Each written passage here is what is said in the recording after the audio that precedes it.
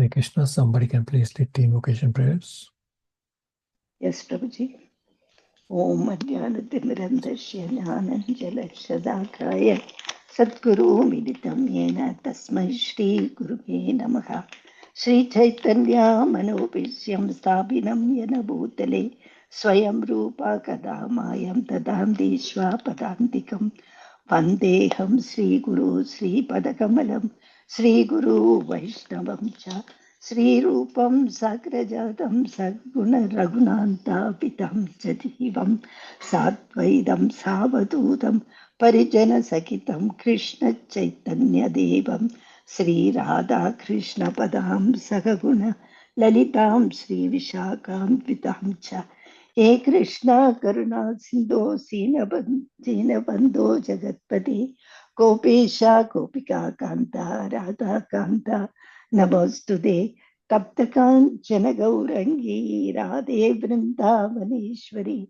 Rishabhanu Sude Devi Pranamami Haripriye Panchakalpagaru Vishyatiru Kripa Sindho Evaja Paridanam Pavaneshu Vaishnavyo Namo Namaha Jai Shri Krishna Chaitanya Prabhu Nityananda Shri Advaita Gadadhara Sri Varshadi Gaura Bhakta Vrinda Hare Krishna Krishna Krishna Hare Hare Hare Rama Rama Rama Hare Hare Om Namo Bhagavate Vasudevaya Om Namo Bhagavate Vasudevaya Om Namo Bhagavate Vasudevaya Hare Krishna.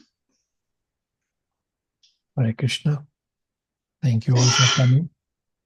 So today we will cover Srimad Bhagavatam, Canto 4, Chapter 6. We'll finish Chapter 6 today. But before that, you can all start with striking points and inquiries from before and the homework questions that you all had. Hare Krishna. No, I am ready for all the three, but I will start with the first one, Prabhuji. And if nobody answers, I will continue. The first question is, why did Sati, who is personified material energy, did not kill Daksha? Sati acts under the shadow direction of Supreme Personality of Godhead, Krishna. Was not difficult to punish her father, but she felt it was not proper for her to kill him. Hence, she gave up her own body. Punishment is beneficial for murderer like Daksha. Hare Krishna. All right, very good. So, because she is the daughter, and it was not appropriate to kill Daksha, the father, and somebody may accuse that Shiva used his wife to kill Daksha, and therefore Sati did not kill Daksha but gave up her own life because the body, her own body reminded her of Daksha. Okay, very good. Next, Prabhuji, the sec. Okay, okay, Chandran Pokeria. Thank you, Prabhuji. General principle that Srila Prabhupada derives from quarrel between Siva and Bhrigumuni. It is competition between the mode of goodness and the mode of passion that prevails in material existence.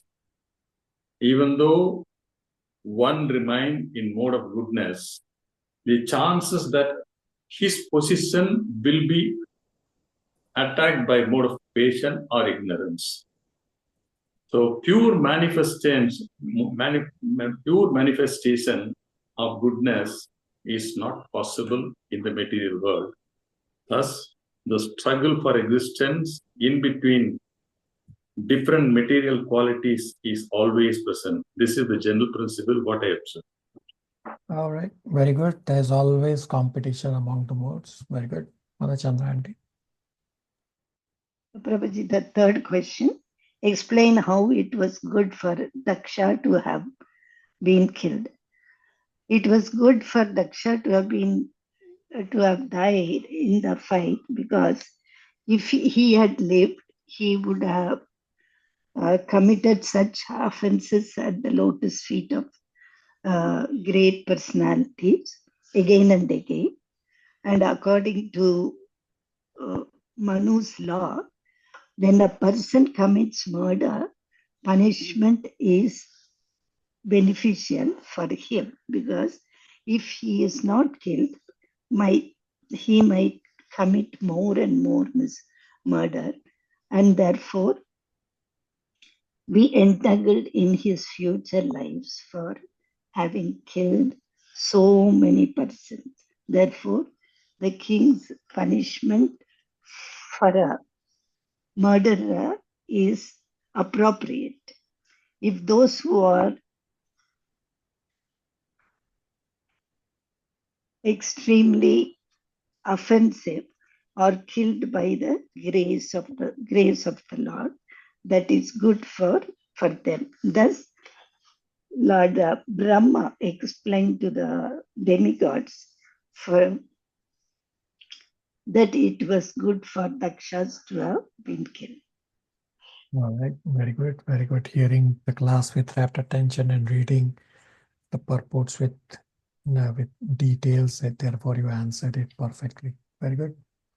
Hare Krishna. Prabhuji, in Prabhupada is explained a classical example, and even though Chandran Prabhu has covered the crux of the essence of the Prabhupada's explanation, I would like to add to that with an example for us to recall.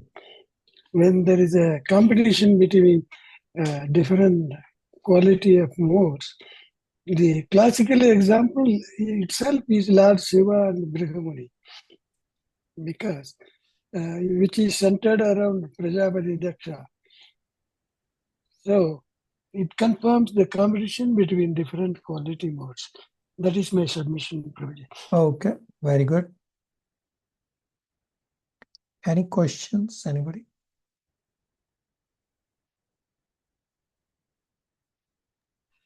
I want to ask one clarification in light of these three questions. Sati did not feel appropriate to kill her father because of the bodily concept, number one. Or she wanted to prevent Daksha in committing the offenses again and again. Hence, she didn't want to see so that he is punished by somebody. She left her body. Is it so, Prabhuji? So Sati did not kill for the two reasons, being that because Daksha is the father, so it was inappropriate for Sati as the daughter to kill the father. And the second reason, that somebody may accuse Shiva, that Shiva used his wife Sati to kill the offender Daksha. So these are the two reasons why Sati did not kill Daksha. The fact that Shiva goes on to punish Daksha through Virabhadra, that was not a consideration at the time for Sati leaving her body.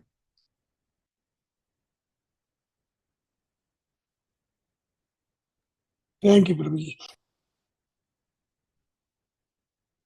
All right, so let's continue chapter 6.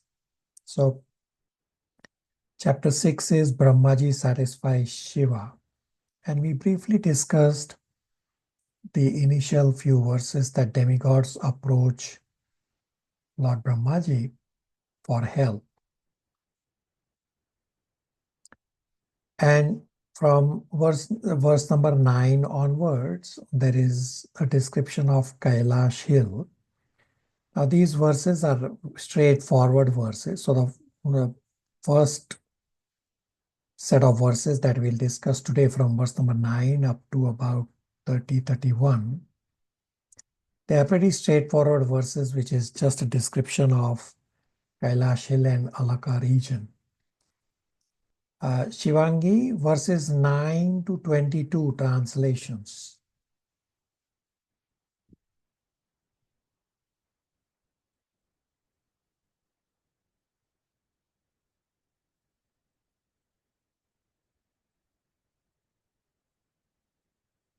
Hare Krishna, text 9. The abode known as Kailasha is full of different herbs and vegetables, and it is sanctified by Vedic hymns and mystic yoga practice. Thus, the residents of that abode are demigods by birth and have all mystic powers. Besides them, there are other human beings who are known as Kinnaras and Gandharvas and are accompanied by their beautiful wives who are known as Apsaras or angels. Text 10. Kailasha is full of mountains filled with all kinds of valuable jewels and minerals and surrounded by all varieties of valuable trees and plants. The top of the hill is nicely decorated by various types of deer. Text 11. There are many waterfalls, and in the mountains there are many beautiful caves in which the very beautiful wives of the mystics are found. Text 12. On Kailasha Hill there is always a rhythmical sound of the peacock's sweet vibrations and the bees humming. Cuckoos are always singing and other birds whisper amongst themselves. Text 13. There are tall trees with straight branches that appear to call the sweet birds, and when herds of elephants pass through the hills, it appears that Kailasha Hill moves with them. When the waterfalls resound, it appears that Kailasha Hill does also. Text 14 to 15. The whole of Kailasha Hill is decorated with various kinds of trees, of which the following names may be mentioned: Mandara, Parijata, Sarala, Tamala, Tala, Kovidara, Asana, Arjuna, Amrajati, Mango, Kadamba, Duli Kadamba, Naga, Punnaga, Champaka, Patala, Ashoka, Bakula, Kunda, and Kurabaka. The entire hill is decorated with such trees which produce flowers with fragrant aromas. Text 16. There are other trees also which decorate the hill, such as the golden lotus flower, the cinnamon tree, Malati, Kubja, Mallika, and Madhavi. Text 17. Kailasha Hill is also decorated with such trees as Kattal, jackfruit, Jullara, banyan trees, Plakshas, Nyagrodas, and trees producing asafoetida. And also there are trees of betel nuts and Bhujapatra, as well as Rajapuga, blackberries, and similar other trees. Text 18. There are mango trees, Priyala, Madhuka, and Ingura. Besides these, there are other trees like thin bamboos, Chika, and varieties of other bamboo trees, all decorating the tract of Kailasha Hill. Text 19 to 20. There are different kinds of lotus flowers, such as Kumuda, Utpala, and Shatapatra. The forest appears to be a decorated garden, and the small lakes are full of various kinds of birds which whisper very sweetly. There are other kinds of animals too, like deer, monkeys, boars, lions, rakshasas, shalikas, forest cows, forest asses, small deer, tigers, buffalo, and many other animals who are fully enjoying their lives. Text 21. There are varieties of deer such as Karnantra, Ekapada, Ashwatya, Vikra, and Kasturi, the deer which bears musk. Besides the deer, there are many banana trees that decorate the small hillside lakes very nicely. Text 22. There's a small lake named Alakananda in which Sati used to take her bath. That lake is especially auspicious. All the demigods, after seeing the specific beauty of Kailasha Hill, were struck with wonder at the great opulence to be found there. Hare Krishna. So straightforward verses describes the various good features of Kailash Hill. And then part 3 is verses 23 to 31. For further continuation of the description, for us. part 3 is titled Krishna Prabhuji. Description of Alaka region. Hare Krishna. Hare Krishna. Mother Chandranti, you have a question?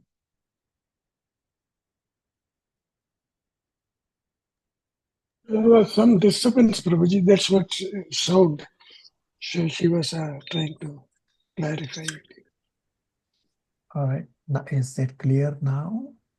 Hare Krishna. Hare Krishna. Is the sound clear now? He's asking, it sounds clear now. You can't hear? Charge better. Or you hear from that?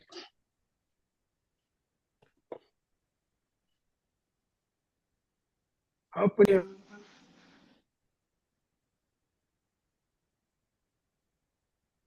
Hare Krishna, Prabhuji. Hare Krishna.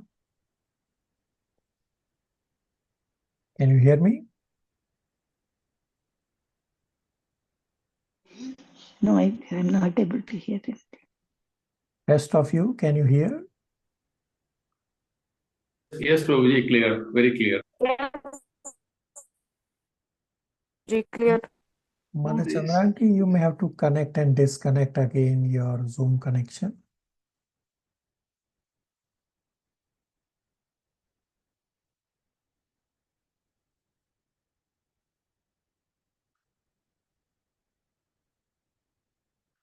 All right. Part 3 is verses 23 to 31.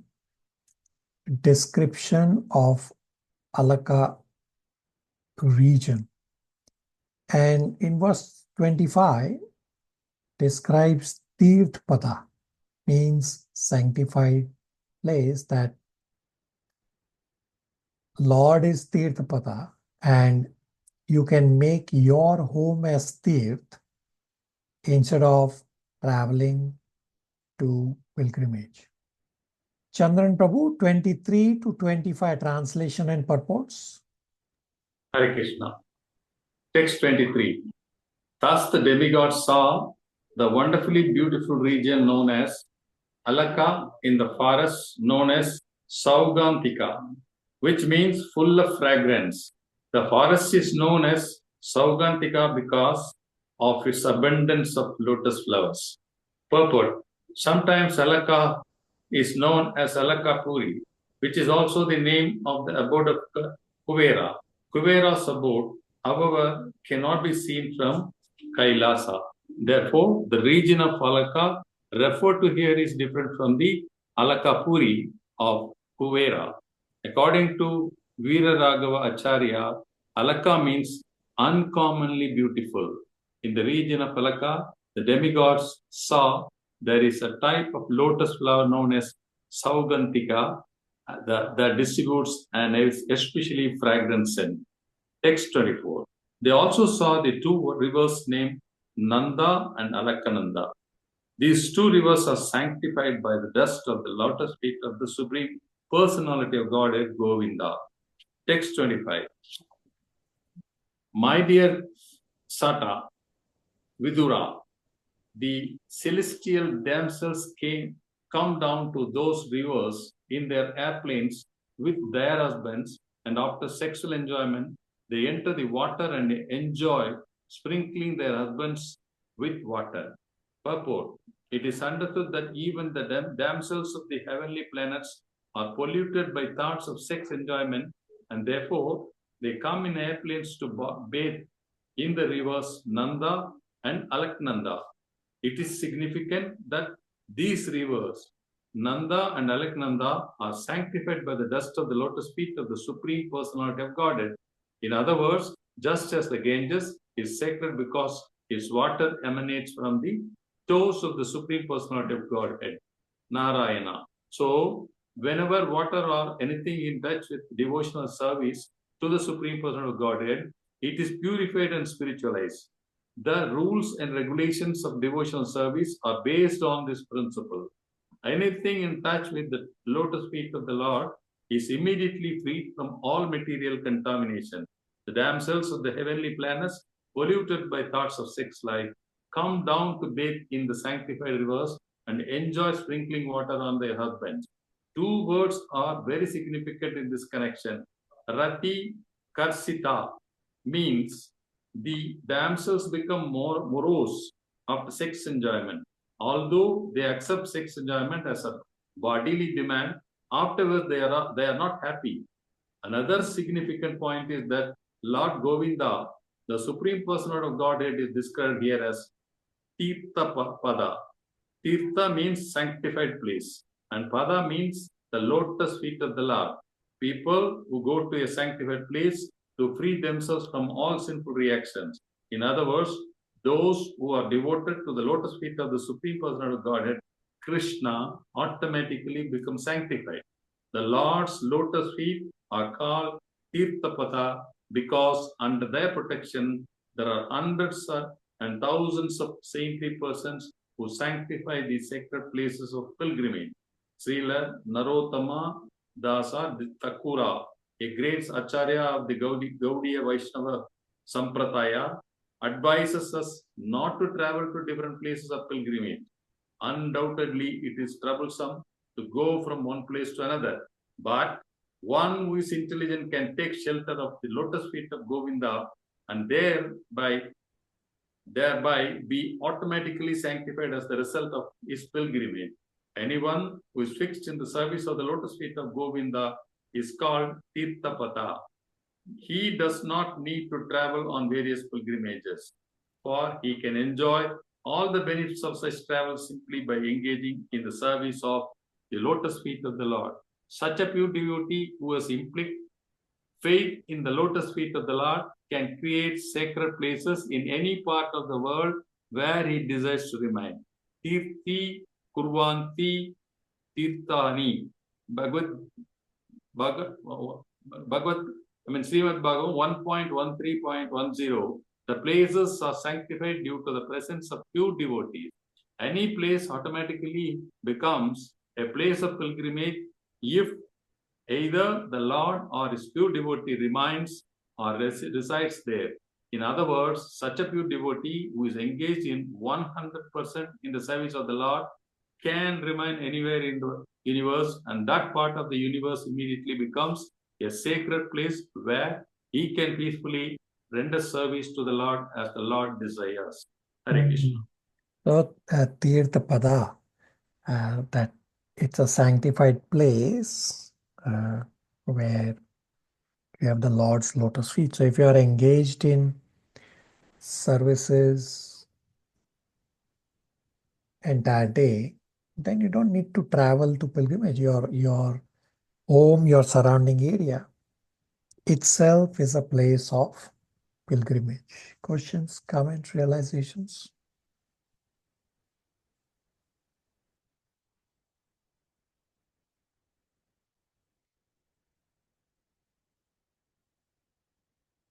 Okay. Verses 26 to 31 are also straightforward verses about Alaka region. Mother Jija, 26 to 31 translations.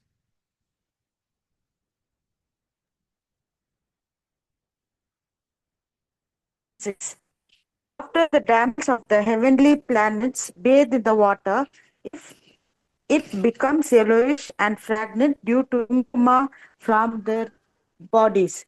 Thus the elephants come to bathe there with their wives and he elephants, and they also drink the water, although they are not thirsty. Text 27.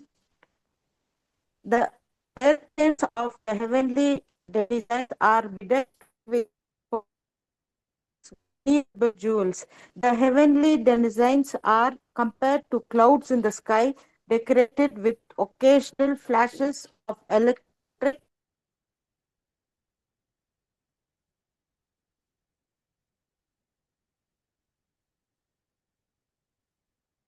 Jija is disconnected. Chandra Aunty, you can continue from Text 28. Text 28 translation. While traveling, the demigod passed over the forest known as Saugandhika, which is full of varieties of flowers, fruits, and desired trees. While passing over the forest, they also saw the regions of Yaksasvara. Text 29. In that celestial forest, many birds whose necks were colored reddish and whose sweet sounds mixed with the humming of the bees. The lakes were abundantly decorated with crying swans as well as strong stem lotus flowers. Text 30. Mother Chandra Aunty, you can read 30, 31. Yes, Prabhuji. Text 30. All these atmosphere influence unsettled the forest elephants who flock together in the sandwood forest, and the blowing wind agitated the mind of the damsel there for further sexual enjoyment. 31. They also saw the bathing ghattas, and their staircases were made of Vaidurya mani. The water was full of lotus flowers. Passing by such lakes, the demigods reached a place where there was a great banyan tree. Hare Krishna. Straightforward verses, Shivangi.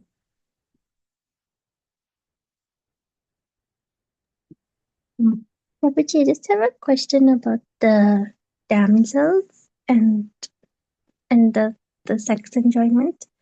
Does it not apply to them of the regulated principle about illicit sex, like the way it does for human beings? They're allowed to enjoy with anybody. So those who are following Krishna consciousness, they will enjoy in a restricted manner.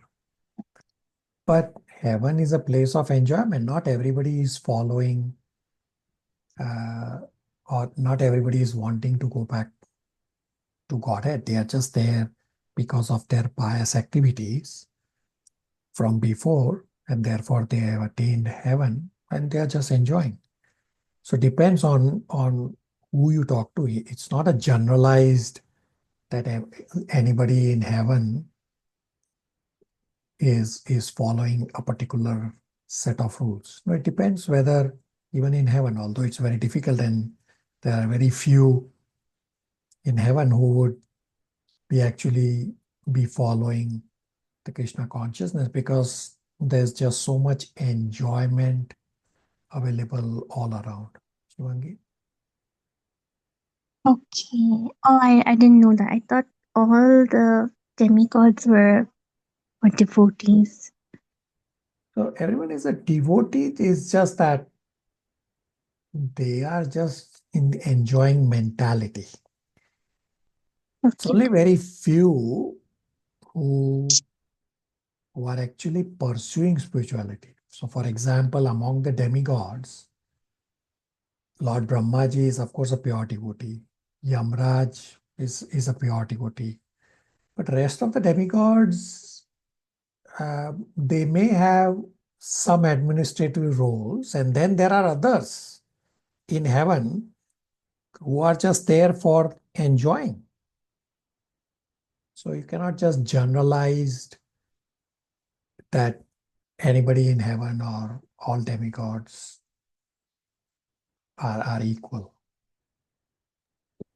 Does the same principle apply to like the other week we were reading about prostitutes in the other class and the society girls, like, so they're allowed to also engage in the illicit sex because of their livelihood, right? So about prostitute, I have not read anywhere in scriptures whether in heaven prostitution is also there. I will not guess on that because there's no scriptural reference. It's what is described is that the level of enjoyment is so much more in heaven that everybody is just fully occupied in enjoying at the bodily and sensual level. Therefore, they are not interested in spirituality. And therefore, I've described many places or in many classes that heaven is actually very toxic for the soul because they are just so caught up in bodily level. And the next life, it does not guarantee them to get a human life. They may get downgraded to lower species and lower planets. Shivangi? Okay, Prabhuji. I meant the prostitutes that were welcoming Krishna in Dwaraka, like from that chapter. So they were also allowed to because it was their job. So was I think chapter 14, I think, where Krishna entered Dwarka, or 13, one of the chapters, where the prostitute also welcomes. So we discussed that why are prostitutes? We discussed that Krishna is so attractive that even those in correct professions such as prostitutes, they were also attracted to Krishna. Yes, by chance they are in the profession of prostitute, but the attraction piece, that's the crux of that discussion, that the attraction to Krishna is so strong that no matter what your background, you can still get attracted and, of course, go on to get purified. Shivangi? Thank you, Prabhuji.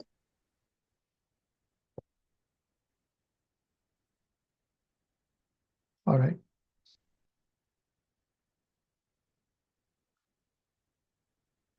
So now part 4 is verses 32 to 41. Darshan of Lord Shiva as seen by demigods. Again, many of these verses are straightforward. Uncle will read 32, 33, 34 translations and then 34 purport.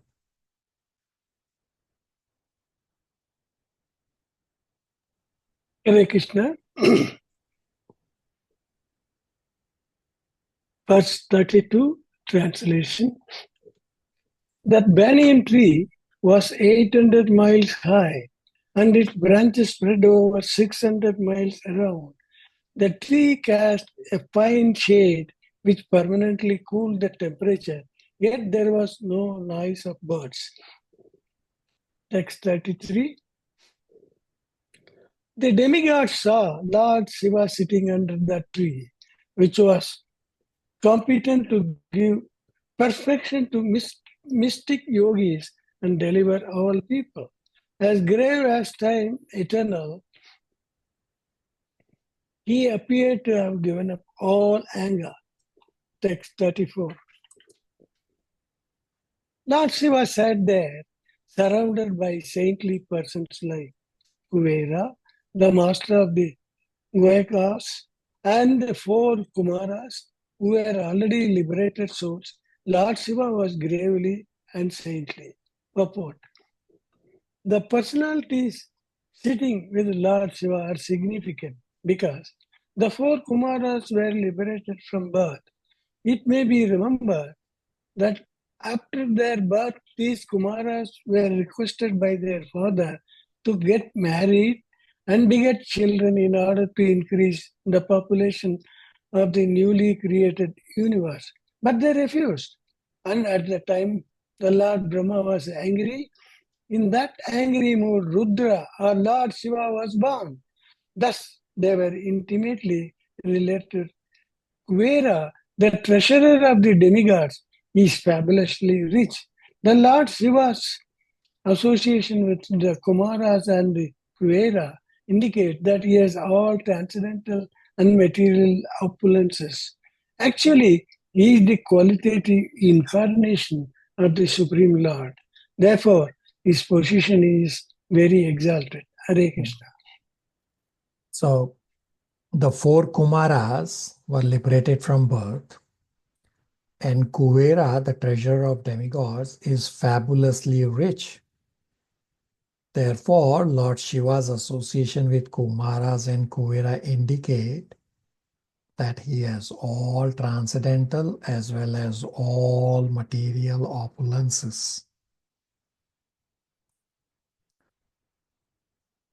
as well as Shiva is qualitative incarnation of the Supreme Lord. So you can judge from so many angles. Shiva's position is exalted. Questions, comments, realizations?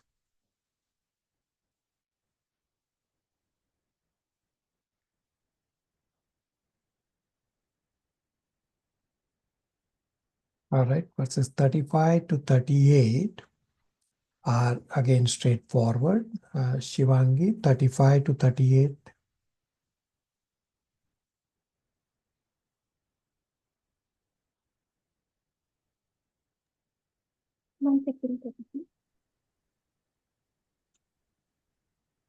Just the translations. Correct.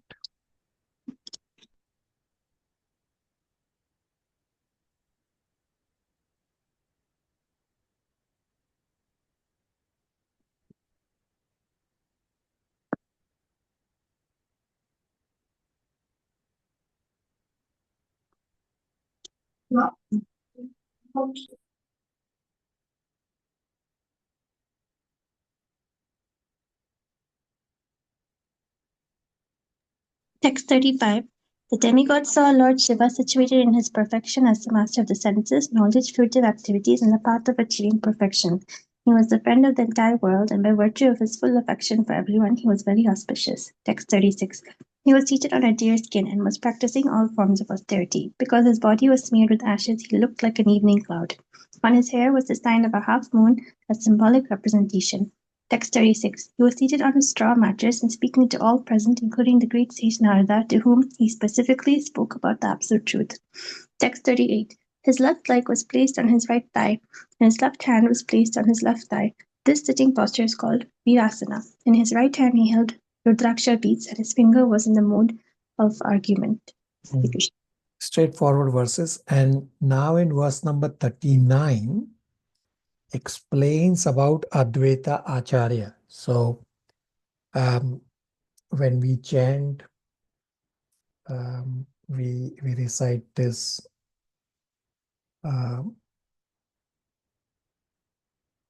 brief prayer for the various personalities' names. There is the name Advaita Acharya. So Advaita Acharya is also described in Chaitanya Charitamrita. So let's first read 39 translation and purport, and we'll discuss. Chandran Prabhu, 39 translation and purport. Hare Krishna. Text 39. All the sages and demigods headed by Indra offered their respectful obeisances unto Lord Siva with folded hands. Lord Siva was dressed in saffron garments and absorbed in trance, thus appearing to be the foremost of all sages. Purport. In this verse, the word Brahmananda is significant.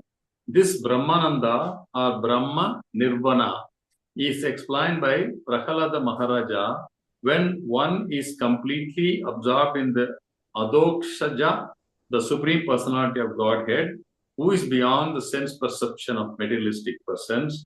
One is situated in Brahmananda.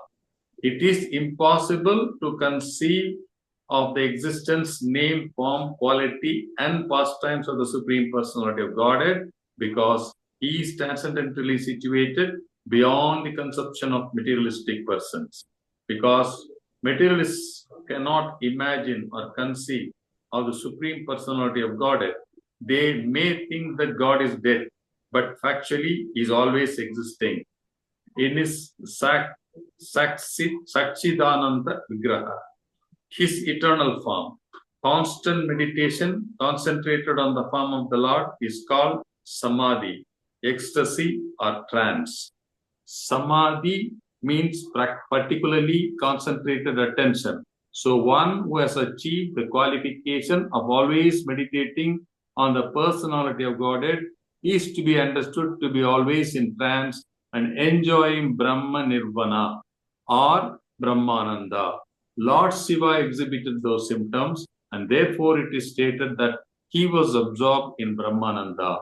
Another significant word is Yoga Kaksham. Yoga Kaksa. is the sitting posture in which the left thigh is fixed under one's tightly knotted saffron-colored garment. Also, the words Manunam, Adyam are significant here because they mean a philosopher or one who is thoughtful and can think very nicely. Such a man is called Manu. Lord Siva is described in this verse as the chief of all thinkers. Lord Siva, of course, does not engage in useless mental speculation, but as stated in the previous verse, is always thoughtful regarding how to deliver the demons from their fallen condition of life.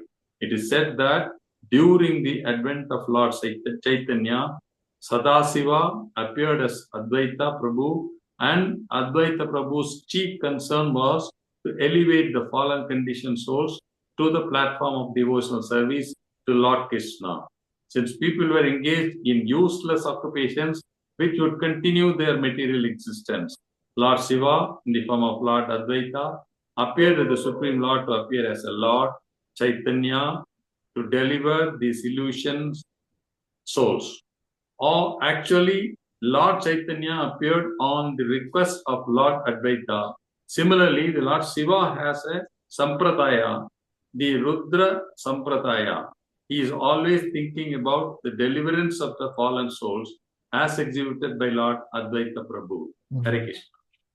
So, Advaita Acharya, Sadashiva appeared as Advaita Acharya, and in Chaitanya Charitamrita is described that Advaita Acharya made a direct request for the Supreme Lord to appear as Sri Chaitanya Mahaprabhu. And described in Chaitanya Charitamrita that Lord cannot refuse what the devotee is requesting. Therefore, Lord appeared as Sri Chaitanya Mahaprabhu. Questions, comments, realizations?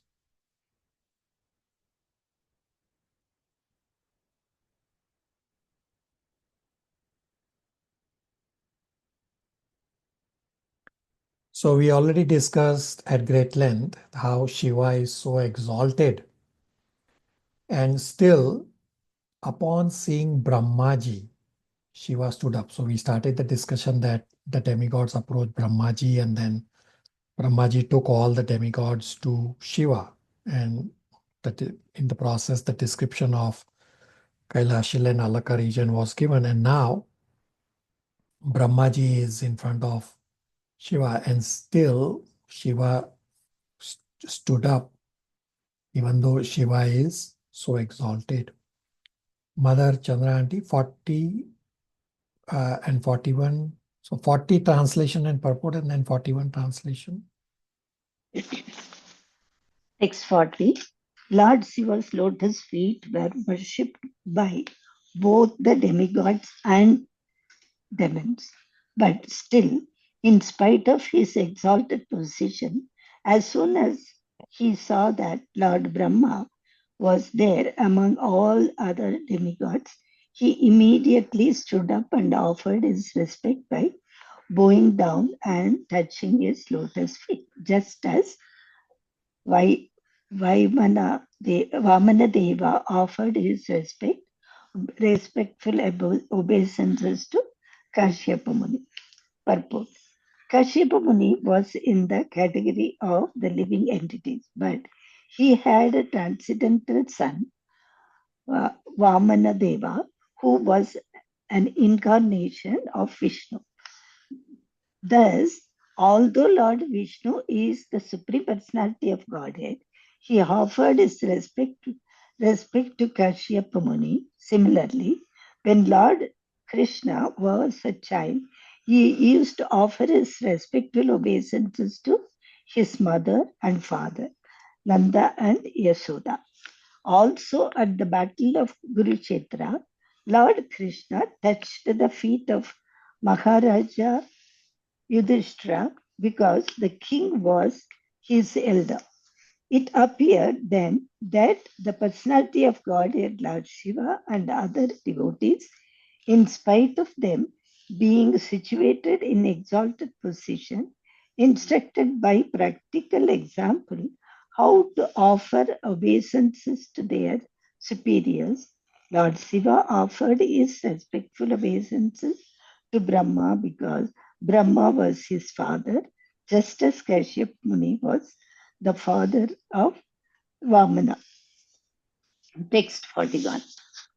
All the sages who were sitting with Lord Siva, such as Narada and the others, also offered their respectful obeisances to Lord Brahma. After being so worshipped, Lord Brahma, smiling, began to speak to Lord Shiva. Hare Krishna. So why did Lord Shiva offer his respectful obeisances to Brahmaji? We read in the purport that examples are given. Kashyapa Muni is in the category of living entities, but he had a transcendental son, Vamana Dev, who is incarnation of Vishnu. And although Vishnu is Supreme Personality of Godhead, he still offered respects to Kashyapa Muni. And when Lord Krishna was a child, he offered respects to his mother and father, Nanda Maharaj and Yashoda Maya. And at the battlefield, Krishna touched the feet of Maharaj Yudhishthir being elder. So from all these examples, it's being taught to us that personality of Godhead and Lord Shiva and other devotees, in spite of their being situated in exalted positions, instructed by practical example how to offer obeisances to those who are superior to us. Therefore, Lord Shiva offered his respectful obeisances to Brahmaji because Brahmaji is his father, just as Kashyapa Muni was father of Vamana Dev. Questions, comments, realizations?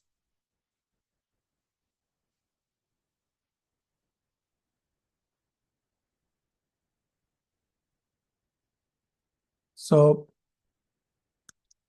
now Shiva offered obeisances, but Brahmaji knows very well that Shiva is more exalted than him. Therefore, in the next set of verses, Brahmaji glorifies Shiva. So part 5 is verses 42 to 53. Brahmaji glorifies Lord Shiva and petitions him.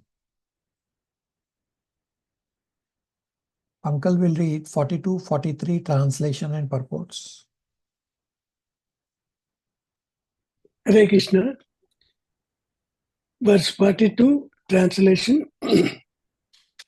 Lord Brahma said, "My dear Lord Shiva, I know that you are the controller of the entire material manifestation, the combination father and mother of cosmic manifestation, and the supreme Brahman beyond the cosmic manifestation as well. I know you in that way." Purport. Although Lord Brahma had received very respectful obeisances from Lord Shiva, he knew that Lord Shiva was in more exalted position than himself. Lord Shiva's position is described in Brahma Samhita. There is no difference between Lord Vishnu and Lord Shiva in their original positions. But still, Lord Shiva is different from Lord Vishnu. The example is given that the milk in yogurt is not different from the original milk from which it was made. Text 43. My dear Lord, you create this cosmic manifestation, maintain it, and annihilate it by expansion of your personality, exactly as a spider creates, maintains, and winds up its web. Purport. In this verse, the word Shiva Shakti is different, is significant. Shiva means auspicious and Shakti means energy. There are many types of energies of the Supreme Lord, and all of them are auspicious. Brahma, Vishnu, and Maheshwara are called Guna Avataras, or incarnations of material qualities. In this material world, we compare these different incarnations from different angles of vision. But since all of them are expansions of the Supreme Auspicious, all of them are auspicious, although sometimes we consider one quality of nature to be higher or lower than another. The mode of ignorance or tamaguna is considered very much lower than the others. But in the higher sense, it is also auspicious. The example may be given herein that the government has both an educational department and criminal department. An outsider may consider the criminal department inauspicious, but from the government's point of view, it is as important as the education department. And therefore, the government finances both departments equally without discrimination. Hare Krishna. So analogy is given that the government has both educational department and criminal department. The outsider may think that criminal department is inauspicious, but from government's point of view, criminal department is as important as education department, and therefore government finances both these departments equally. So there are many, how do you understand this analogy? Is that there are many energies of the Lord and all of them are auspicious. So Brahma, Vishnu, Mahesh are guna avatars, meaning incarnations of material qualities. And since all of them are expansions of the Supreme auspicious, hence all such expansions are auspicious, although sometimes we consider the mode of ignorance to be lower or mode of goodness to be higher. So the mode of ignorance is considered lower as compared to others, but in overall sense, mode of ignorance is also auspicious. And therefore, this example of government's education department and criminal department is given that outsider may consider criminal department inauspicious. But from government's point of view, both the education department and criminal department are equally important, and therefore government finances both departments equally. Questions, comments, realizations?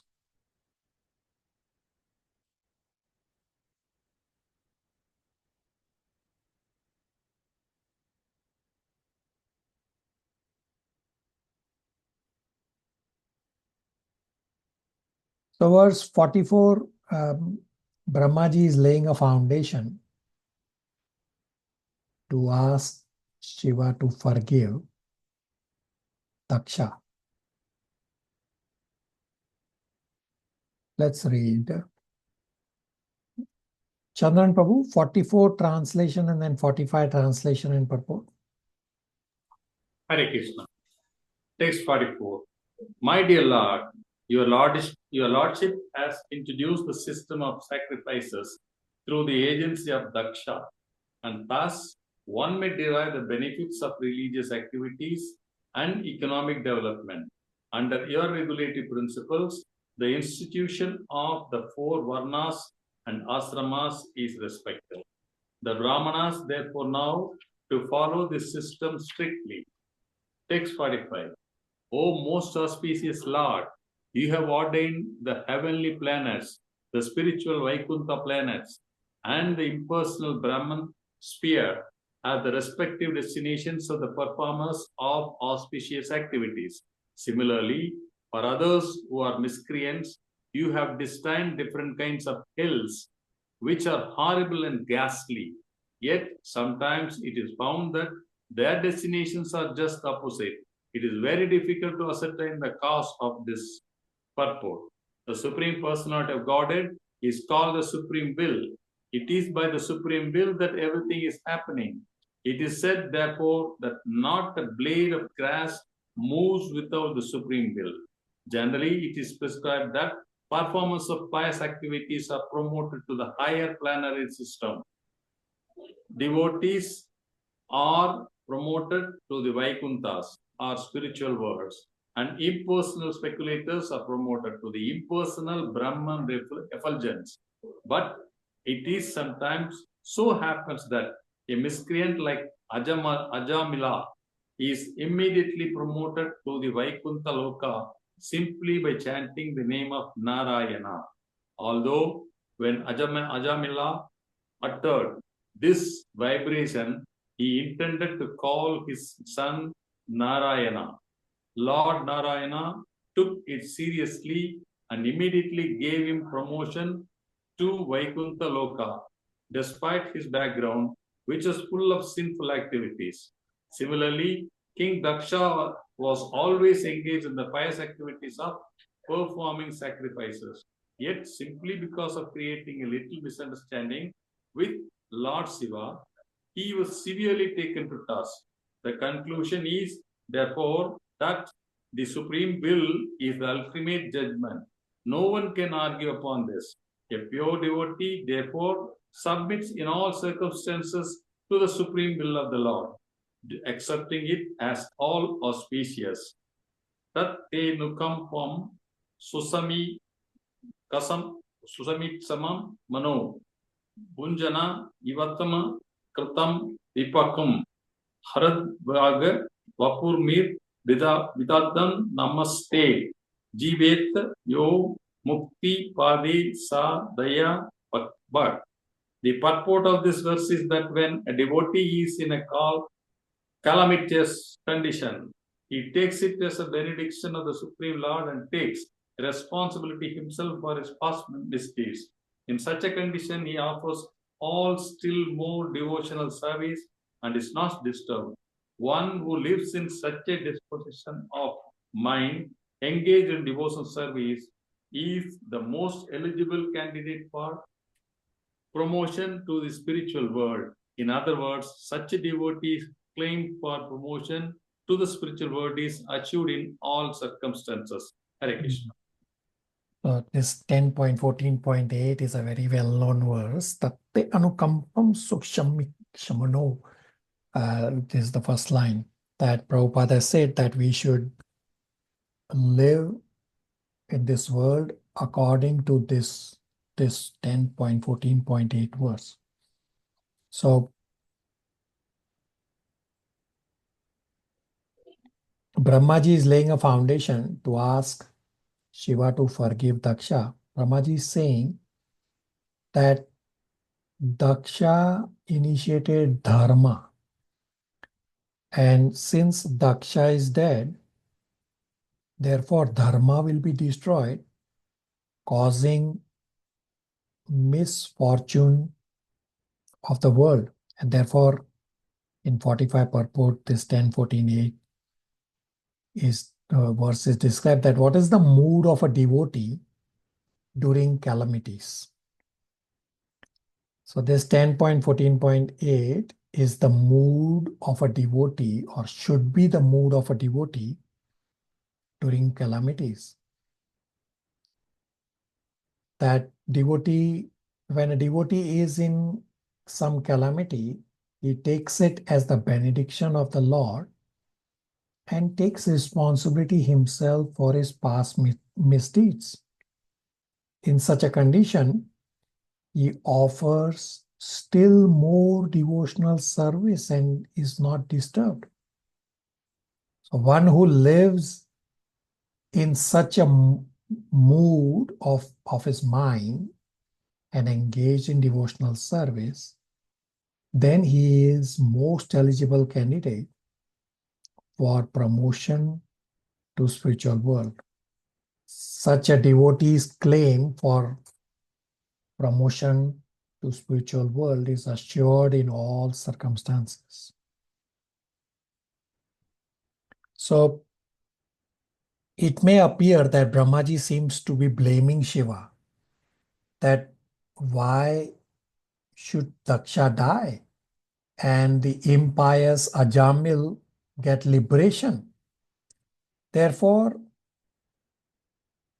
Brahmaji will go on to clarify that Shiva's punishing Daksha is not due to anger, rather is actually Shiva's mercy. So we discussed this at our last class, and we'll understand it in this context and in the sequence of the verses that we are discussing. So in 46 to 49, Brahmaji asked Shiva to spare the sinful Daksha who was influenced by Maya. Mother Jija, 46 to 49 translations. Text 46. My dear Lord, devotees who have fully dedicated their lives unto your lotus feet certainly observe your presence as Paramatma in each and every being, and as such they do not differentiate between one living being and another. Such persons treat all living entities equally. They never become overwhelmed by anger like animals who can see nothing without differentiation. Text 47 translation. Who observe everything with sensation, who are simply attached to fruitive activities, who are mean minded, who are always pained to see flourishing conditions of, and who thus give distress to them by uttering harsh and piercing words, have already been killed by providence. Thus, there is no need for them to be killed again by an exalted personality like you. Text 48. My dear Lord, if in some places mystics who are already bewildered by the insurmountable illusionary energy of the Supreme Godhead, sometimes commit offenses as saintly person with compassion.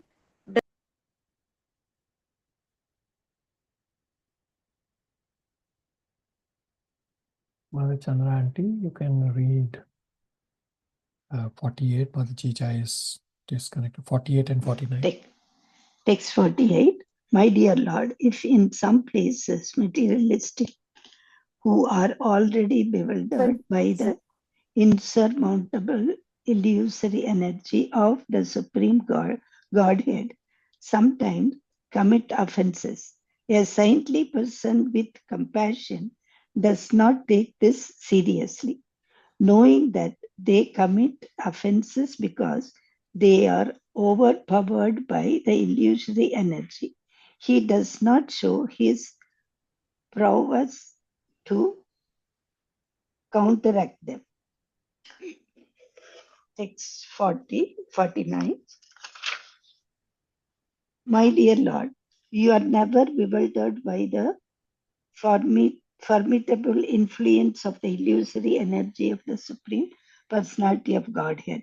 Therefore, you are omniscient and should be merciful and compassionate towards those who are bewildered by the same illusory energy and are very much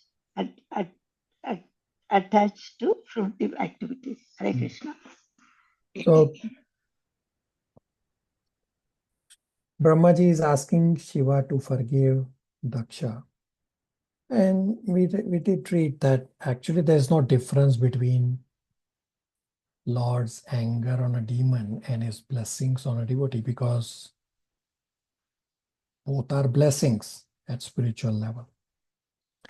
And lastly, Brahmaji will put forth his request to Shiva to forgive Daksha.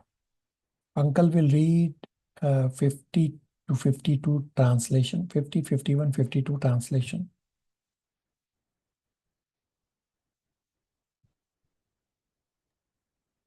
Hare Krishna. Verse 50, translation. My dear Lord Siva, you are a shareholder of a portion of the sacrifice, and you are the giver of the result. The bad priest did not deliver your share, and therefore you destroyed everything, and the sacrifice remains unfinished. Now you can do the needful and take your rightful share. Text 51. My dear Lord, by your mercy, the performer of the sacrifice, King Daksha, may get back his life. Bhaga may get back his eyes, Bhrigu his mustache, and Pusa his teeth. Text 52. O Lord Shiva, the demigods and the priests whose limbs have been broken by your soldiers recover from the injuries by your grace. Hare Krishna. So straightforward verses that Brahmaji is asking Shiva to forgive Daksha and others. And in verse number 53, Prabhupada describes that performing sacrifices in Kali Yuga is very difficult. So we have discussed this many times, that in Kali Yuga, the fire sacrifice that some of you might have seen is very difficult to do. Therefore, Sankirtan Yajna is the Yajna for Kali Yuga. And the direct reference is this verse number 53. Chandran Prabhu, 53, translation and purport. Hare Krishna.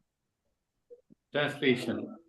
O destroyer of the sacrifice, please take your portion of the sacrifice and let the sacrifice be completed by your grace. A sacrifice is ceremony performed to please the Supreme Personality of Godhead. In the Srimad Bhagavatam, first canto, second chapter, it is stated that everyone should try to understand whether the Supreme Personality of Godhead is satisfied by his activity. In other words, the aim of our activities should be to satisfy the Supreme Personality of Godhead. Just as in an office, it is the duty of the worker to see that the proprietor or the master is satisfied. So, everyone's duty is to see whether the Supreme Personality of Godhead is satisfied by one's activity. Activities to satisfy the Supreme Godhead are prescribed in the Vedic literature, and execution of such activities is called yajna. In other words, acting on behalf of the Supreme Lord is called yajna. One should know very well that any activity besides yajna is the cause of material bondage. That is explained in Bhagavad Gita 3.9. Yajna tat karmano nyatra loko yam karma bantana. Karma bantana means that if we do not work for the satisfaction of the Supreme Lord, Vishnu, then the reaction of our work will bind us. One should not work for his own sense gratification. Everyone should work for the satisfaction of God. That is called yajna. After the yajna was performed by Daksha, all the demigods expected prasada. The remnants of foodstuffs offered to Vishnu, Lord Siva is one of the demigods. So naturally, he also expected a share of the prasada from the yajna. But Daksha, out of his envy of Lord Siva, neither invited Siva to participate in the yajna, nor gave him his share after the offering. But after the destruction of the yajna arena by the followers of Lord Siva, Lord Brahma pacified him and assured him that he would get his share of prasada. Thus, he was requested to rectify whatever destruction was caused by his followers. In Bhagavad Gita 3.11, it is said that all the demigods are satisfied when one performs yajna. Because the demigods expect prasada from yajnas, yajna must be performed. Those who engage in sense gratification, materialistic activities must perform yajna. Otherwise, they will be implicated. Thus, Daksha, being the father of mankind, was performing yajna, and Lord Shiva expected his share. But since Siva was not invited, there was trouble. By the mediation of Lord Brahma, however, everything was settled satisfactorily. The performance of yajna is a very difficult task because all the demigods must be invited to participate in the yajna. In this Kali Yuga, it is not possible to perform such costly sacrifices, nor is possible to invite the demigods to participate. Therefore, in this age, it is recommended yajna, sankirtana prayayir yajanti kai sumedas saha. Srimad Bhagavatam 11.5.32. Those who are intelligent should know that in the Kali Yuga, there is no possibility of performing the Vedic sacrifices. But unless one pleases the demigods, there will be no regulated seasonal activities or rainfall. Everything is controlled by the demigods. Under the circumstances in this age, in order to keep the balance of social peace and prosperity, all intelligent men should execute the performance of Sankirtana Yajna by chanting the holy names Hare Krishna, Krishna Krishna, Hare Hare, Hare Rama, Rama Rama, Hare Hare. One should invite people, chant Hare Krishna, and then distribute prasada. This yajna will satisfy all the demigods, and thus there will be peace and prosperity in the world. Another difficulty in performing the Vedic rituals is that if one fails to satisfy even one demigod out of the many hundreds of thousands of demigods, just as Daksha failed to satisfy Lord Siva, there will be disaster. But in this age, the performance of sacrifice has been simplified. One can chant Hare Krishna, and by pleasing Krishna, one can satisfy all the demigods automatically. Thus end the Bhakti-Vedanta purpose of the 4th canto, 6th chapter of the Srimad Bhagavatam, entitled Brahma Satisfied Lord Siva. Hare Krishna. So we read that in this age of Kali, it is not possible to perform any sacrifices except the Sankirtan Yajna. Means the sacrifice in Kali is made simple by the Sankirtan Yajna. Questions, comments, realizations?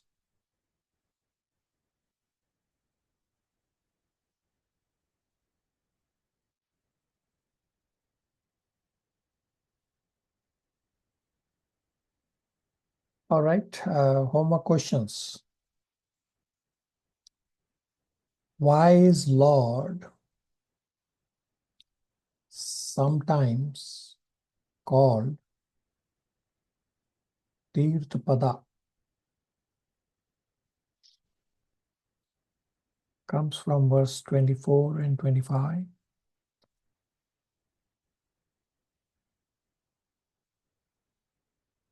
Next, how does a devotee consider a calamitous condition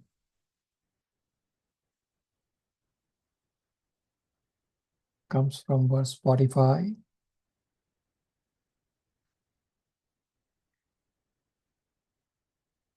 Next question is, describe some of the difficulties of performing Vedic rituals in Kali Yuga.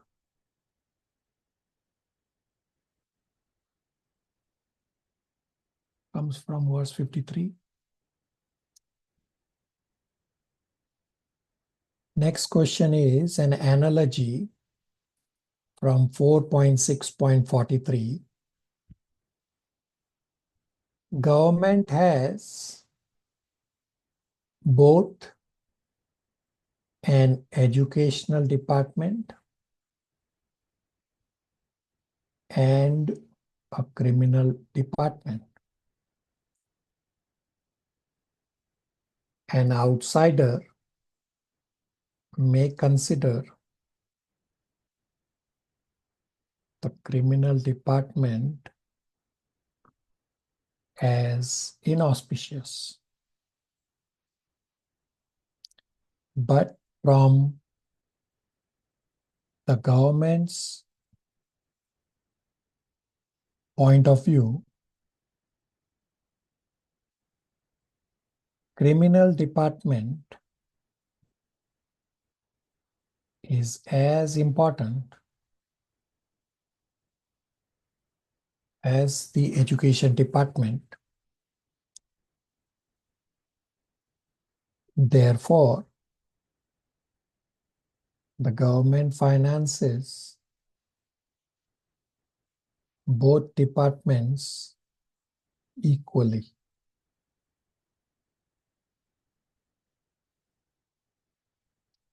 And last, for our next class, read Canto 4, Chapter 7. Questions, comments, realizations?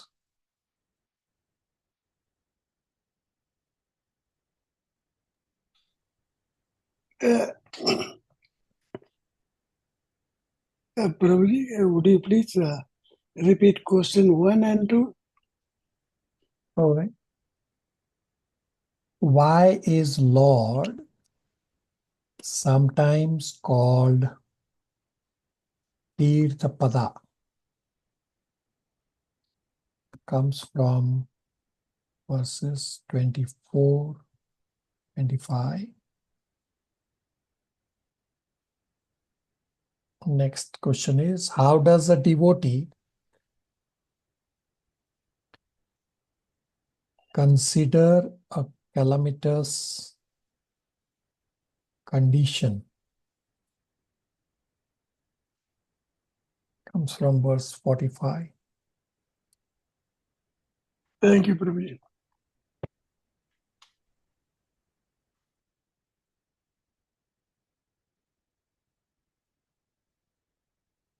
Are we okay to stop here? Thank you, Hare Krishna Prabhuji. Thank you, Ji.